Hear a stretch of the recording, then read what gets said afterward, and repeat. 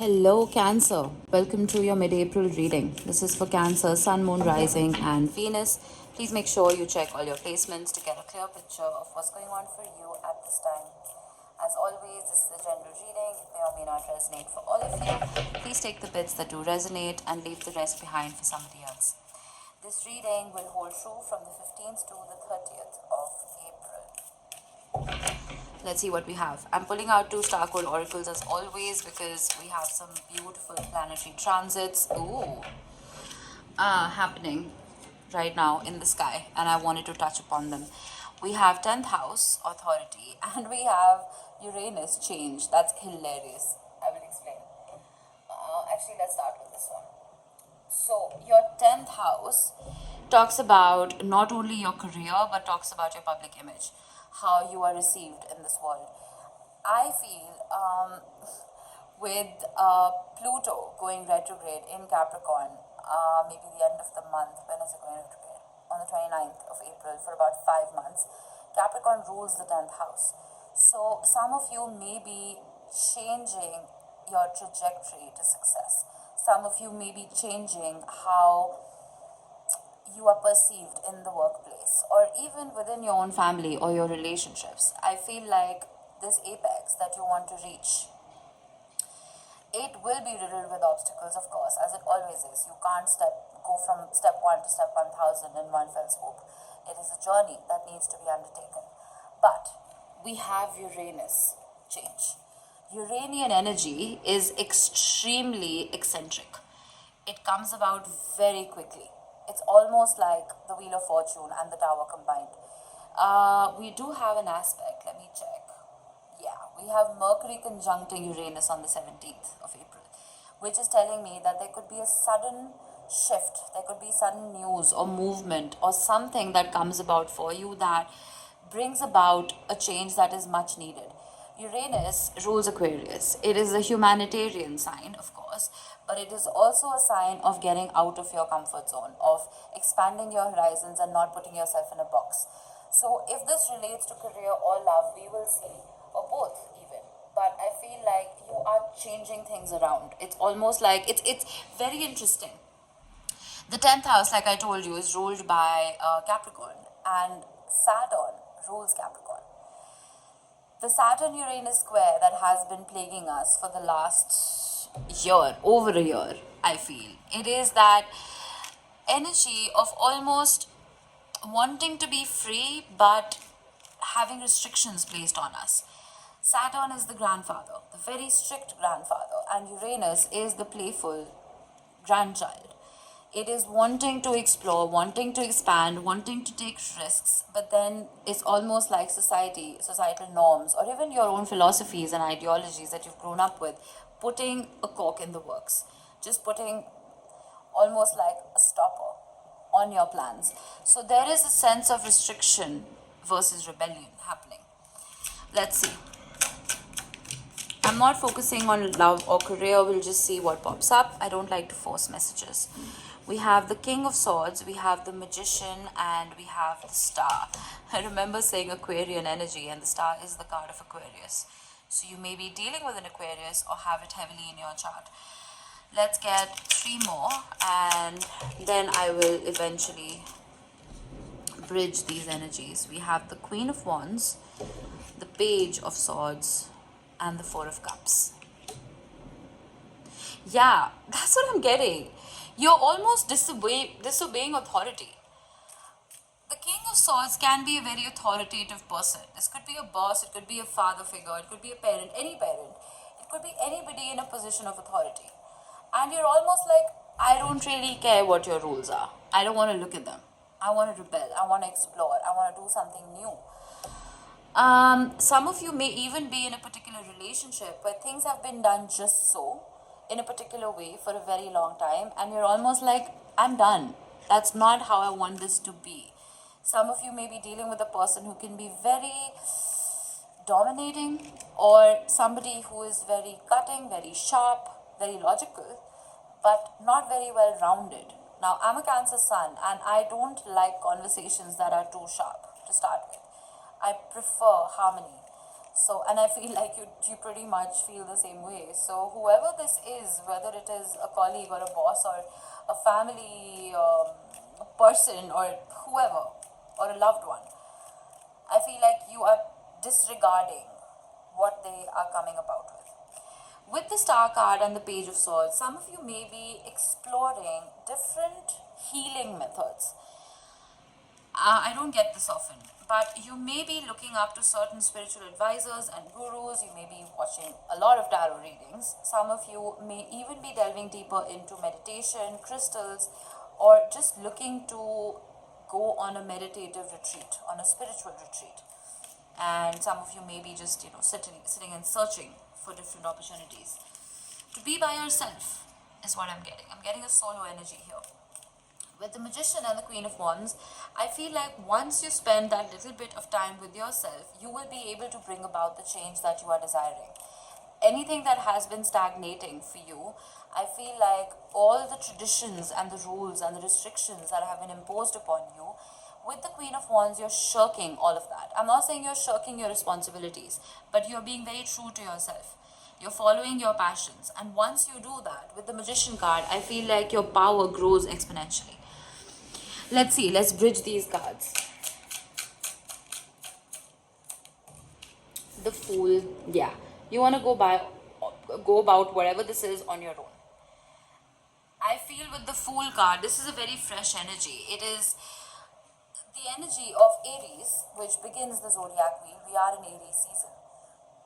And we are in spring, the vernal equinox. So I think there is a fresh start here that some of you could look forward to. Some of you may even be ready to fly the nest. You may be leaving home to start a new job or whatever it is and becoming your own bosses.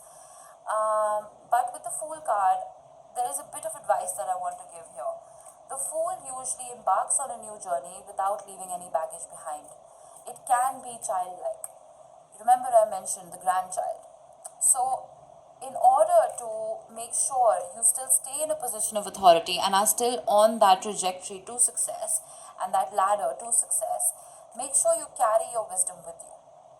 Okay, don't leave that behind, because that is what is going to be your guide and your aid. Five of Cups. You're healing from something. You're healing from some kind of sadness here. Some of you may have, this is not for all of you, and I'm very, very sad to say this, that I'm getting this energy. Some of you may have been in an abusive relationship. This could be a marriage, it could just be a relationship, a commitment. Or if this was an abusive household, I feel like you're wanting to just get out of it. And I feel like now is your chance to change that, to get out of this. The Chariot, there you are, in your power, standing strong. Again, you remember I said, make sure you carry your wisdom with you. The Emperor rides the chariot, alright? And the Emperor, being you, has to make sure both the horses go in one direction towards success and victory.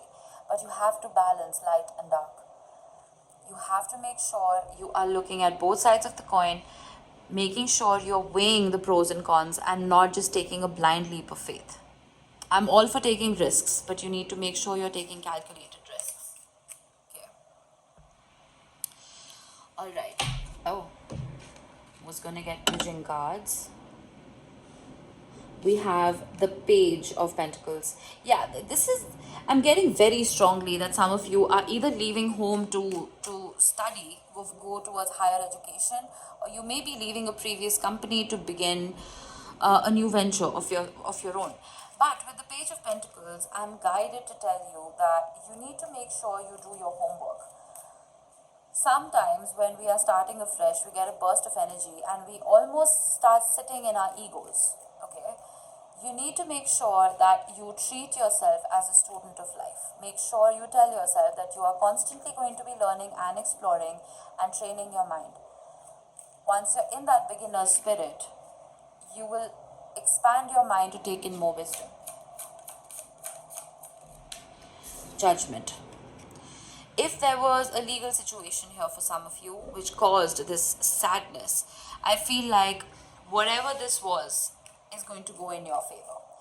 I also feel for some of you that this is almost a calling, almost an awakening that comes about. when, let's say, you've been through something particularly difficult, you understand what healing journey you undertook. That journey that you've undertaken almost becomes a guidebook for somebody else.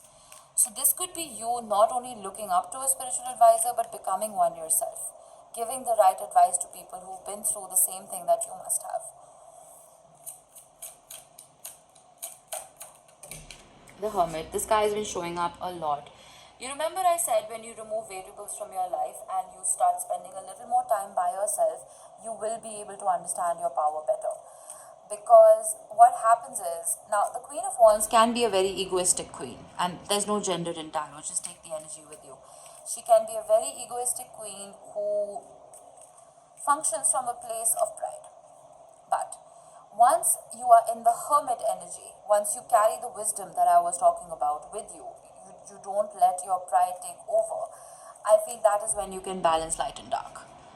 And that is when, with the Magician card, you can fully make use of all the resources at your disposal to bring about this change that you are wishing for. The Queen of Swords, beautiful. Discernment, practicality, wisdom, intellect, truth, authenticity, making sure you leave none of that behind. It's funny how we have the Judgment card and we have the Queen of Swords right under it.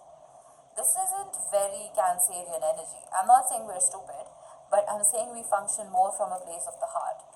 But I see you flipping that around right now. We do have a divine match here, the King and the Queen of Swords. It is possible that if you were in a relationship, like I said, which was very cutting, the person was very cutting, you're almost matching their frequency. And if anyone can do that successfully, it is a Cancerian. Because you're empaths, you absorb and reflect the energy around you that you're taking in.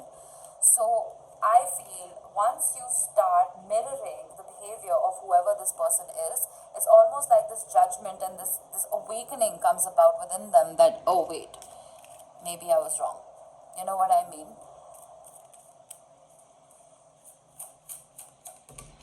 The Hanged Man. The Hanged Man and the Hermit have been coming up a lot, and I've been shuffling these cards like a lot. So, repeated messages here. I feel that a shift in perspective is necessary because if you want to bring about this Uranian change, it is not going to come about with you sitting in your comfort zone. No way. Because, okay, you see, the Hanged Man in this particular card is smiling, even though there are wolves at the bottom of the tree that he's hanging from. It's almost this assurance that I am not going to be eaten alive.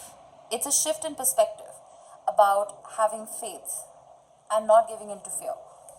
I feel that you are, with the Hermit card and the Hanged Man, trusting yourself more than you ever have before. And I feel like that is what is helping you almost move towards this change in a very healthy way.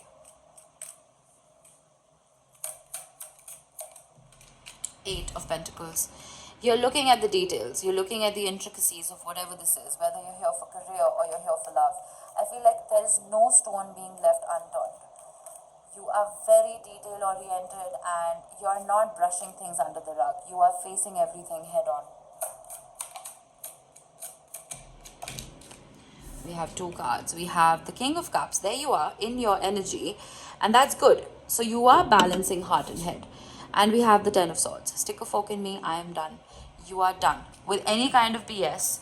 You are trusting your intuition. You are trusting your inner judgment. And you are trusting all the lessons that you have learned in the past and saying no where you need to. This change that wants to come about for you, it's almost stemming from this place of pain, of having had enough, having been through enough. And finally taking your power back with the Authority card. One last card. Six of Swords. Yeah, I was getting Six of Swords energy. Some of you may literally be traveling to a body of water, and some of you may be just moving on from chaos. If you were in a particular company or in a relationship where there was just way too much conflict and way too much turmoil, emotional turmoil and mental turmoil, you're taking yourself out of the equation and moving on to calmer shores. I like this. Alright, I'm going to get you a couple of tea leaves to close off the reading. Wedge. Someone is trying to come between you and a friend or something you want. It is possible that there is a third party situation here. It is possible that with the King and the Queen of Swords, this could be somebody's parents even, who may not appreciate your relationship.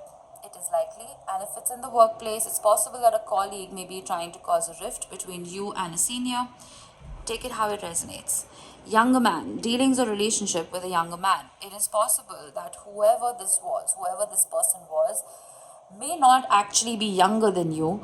They could be more immature than you. That is possible. The Fool card could indicate that as well. Whale, this has been coming up a lot. Great worry over nothing. I feel like just take a deep breath and relax. And try and stay by a body of water if you can. And if you can't, just try and take longer baths. I feel like that is going to help cleanse you. It's going to help remove all this unnecessary fear that you may be carrying with you at this time, Cancer. Alright, that was your reading. I hope it helped you guys. I will see you in the next one.